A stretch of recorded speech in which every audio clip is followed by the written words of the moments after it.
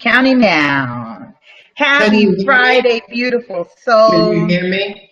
Hugh and Lisa here. Hey guys, how you doing? So today we're doing something fun and exciting.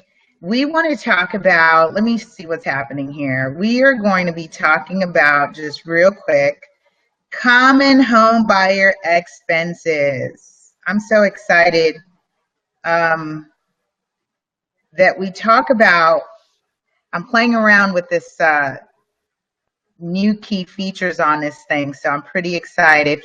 Happy Friday, you guys. I know some of you are on your lunch hour. If you're out there working, if it's a day off for you, woohoo! Hugh.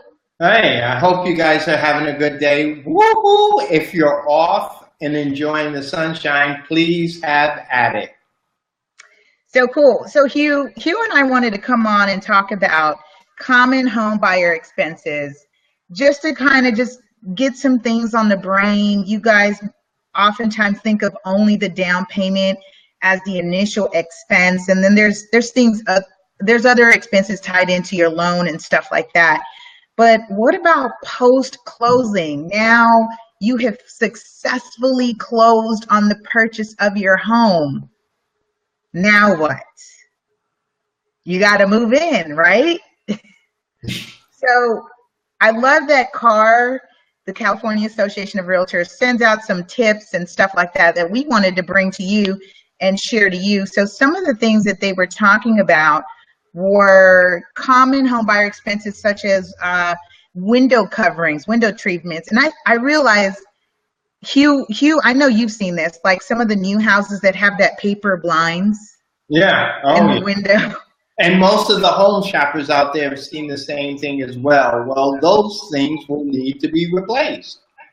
Right. So the home buyer expenses include property alterations and repairs, because most oftentimes it's where you move into a property where it's perfect, where there's nothing you have to do. Of course, you're going to bring in your own taste, right?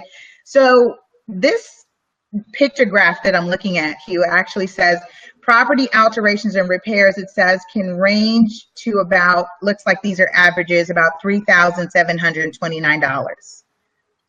That's in addition to your down payment and closing costs. It also talks about living room chairs and tables for those of you who want to have a nice pub set, right? What else? What are some other things, Hugh? Oh, well, the common things, is according to what you're making the transition from. If you're going from apartment living to home living, you have certain things like washer and dryer. You're going to need the living room furniture. You're going to need the whole setup for like your maybe outdoor space. So these things can be done over time, but to get started, basic things that you'll need are simple things like wash and dryer. Most people buy a home want their washer and dryer in their home. They don't want to go to the laundry anymore. That alone can range about $1,000, between $500 to $1,000. Little things like that. The matching set. Most people, they buy a home, they don't want to mix and match their set, so they want the matching set. That can range too. So you have to sort of budget those things as you're allocating other needs. So there's furniture. What else is here? Let me see. This thing talks about, yeah, you mentioned appliances, and those are big ticket appliances, right? So stoves, refrigerator, washer, dryer, and this is saying on average we're looking at about a $3,000 expense. So this is post closing now.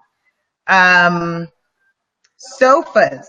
This says on average people are spending $700 for sofas. Yeah, so it's the little things that we don't really think about, because you may want to bring some with you. Most people have something to bring with them, but it's the other things that you don't really think about that pops up and just hits you in the face. Things like when you move from an apartment to a house, you usually have more wall space, artwork. things like that. Simple things most people are very familiar with this is just somewhere to put your television. Most people have a TV set.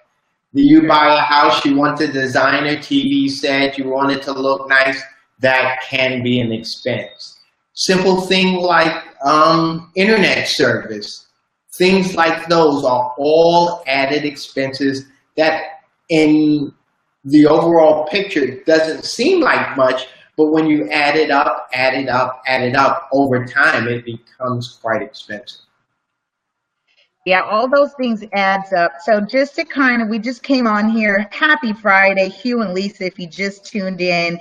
We're talking about common home buyer expenses. For those of you who have not purchased a home and you're thinking about purchasing, there are some things to think about post-closing and that you should be preparing for. So you've done a great job now in saving for your down payment of your home.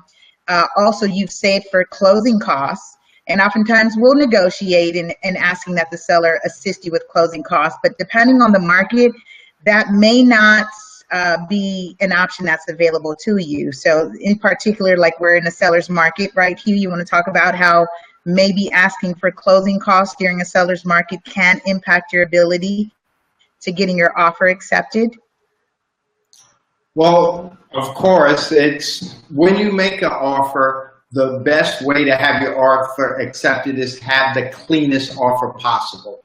And especially in this sort of climate when there's multiple offers. We just did an offer on a property and there were 6 other offers. So the reason we were able to get the property is our offer had the best overall package to the seller. So these are the things that we have to keep in mind, and you as the buyer have to keep in mind when you're making your offer. So it's a give and take most of the time, but not always so. Right. If you just joined in, drop a comment, say hi, hello, so that we know you're here. We really appreciate you just stopping in and viewing us for a moment. So in addition to down payment and closing costs, we're talking about post-closing. Post-closing.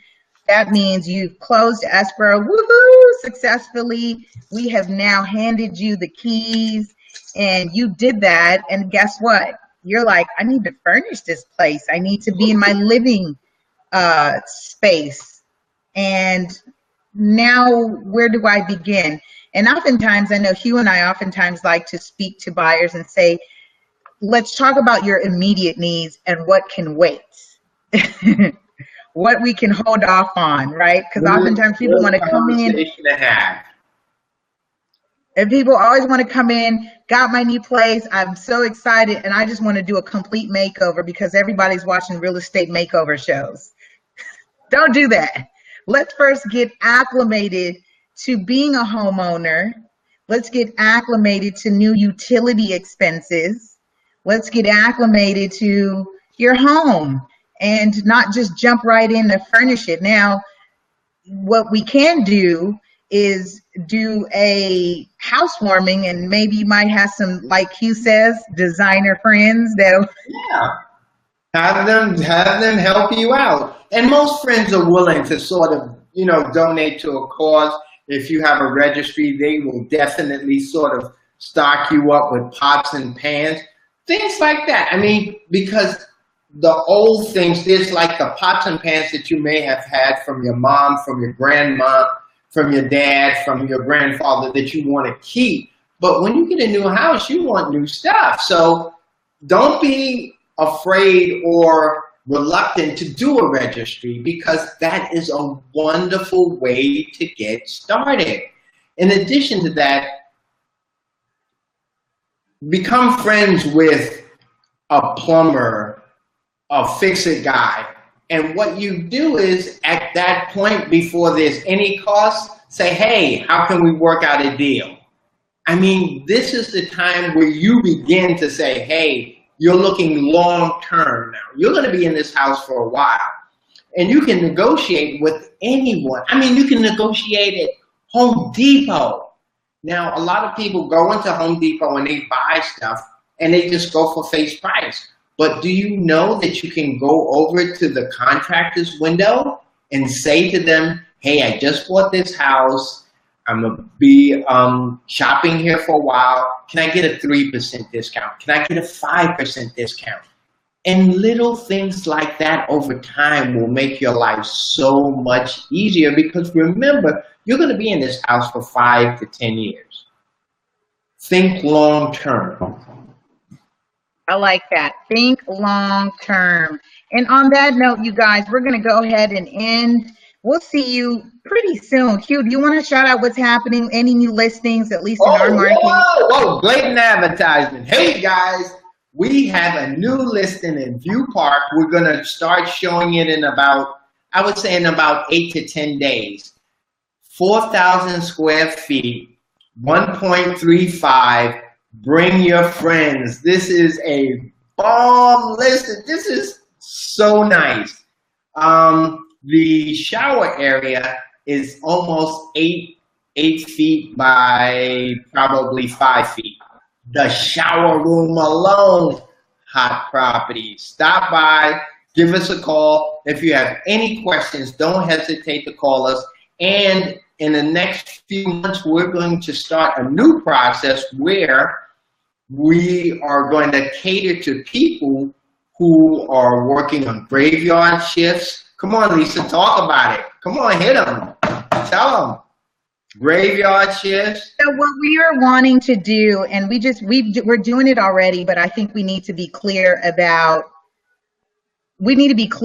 what other services we offer, and this is especially because not everyone is working the same shift. So we want you guys to know that we are actually making our services available to those of you who tend to work those early morning hours, those late hours, swing shift, graveyard shifts. And it's kind of difficult to get anything done in the day if you're sleeping because you were working all night. So we want to make sure that you know that we're offering those special after-hour services, and we are connecting with vendors and other partners that will be available after the normal 9 to 5. Hugh, but we're like 8 to 8 now. We don't do 9 to 5. We're like 7 to 7 of the next day. But I don't say that to say that we're overworking ourselves. But what I say that to share is that we are introducing flexibility for people who don't fit the 9 to 5 schedule, as oftentimes people work Monday through Friday, 9 to 5, they're off weekends. But oftentimes when you guys meet us out in the field, when do you meet us? On the weekend, on your day off, in an evening time where you have your downtime. So we're realizing that that may not be the most effective way to force you into our world if that's not really your world. So we want to make sure that we can make ourselves available to you during those those late night appointments, when you're pretty much, that's the start of your day or night because you're working late at night or you're just going into work. So we just want to let you know that we're bringing that aboard. So I'm really excited about that. And so let me just have vendors that are our trusted vendors that will work within your schedule. So if you're working at from 8 to 3 in the morning and you need a plumber to come in late or early, we have those people that we have access to, and we're more than happy to share. So if you have any questions, give us a call. Great. And so we've got the new listing, we've got new hours available. What else, Hugh? There's just tons of things that we want to continue to innovate and make available to you guys. So stay tuned. If you haven't had a chance yet, please subscribe. Hugh is on Facebook at 2Hugh. I'm going to plug it in here for Hugh. Make sure you stay in contact with him. And also, give us questions. If you have any questions, don't hesitate. Just give us a shout out. We'll be more than happy to answer them. So questions, where should they shout us out again if they're interested?